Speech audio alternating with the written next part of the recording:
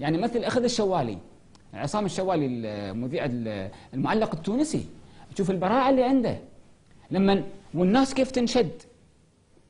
أذكر لعبة في الكأس العالم الأخير آخر ربع ساعة، أنا عندي ورقة أدون وأسأل وأقرأ الثقافة الأخلاقية في لعب الكرة. الشوالي كان يعلق 7-0 البرتغال على كوريا الجنوبية ولا الشمالية، ذكروني يا جماعة. الشمالية صح ولا لا يا شيخ؟ زين الجنوبية، المهم كلكم ربعنا على كوريا الجنوبية 7-0 وباقي دقيقتين واللعب كله في مرمى الكوريين مساكين، مع أن كانوا أدائهم جيد قبل كم لعبة.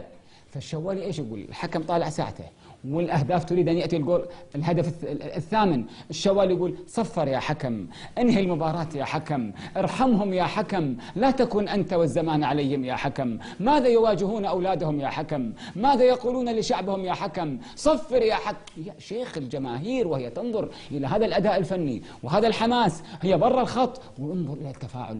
اذا مجموعه عوامل تؤثر في مشاعر الانسان تجعله يتخذ اخلاقا، قيمة أخلاقية احترامية. تحكم في ذاتك وانطلق من معايير ثابتة، ولتكن أخلاقك في كل مجالات الحياة احترام، في الرياضة، في السياسة، في الأسرة، داخل البيت، خارج البيت، مع الجميع، حتى مع المصورين اللي قاعد يقولوا لي اختم الحلقة خلصت. سلام.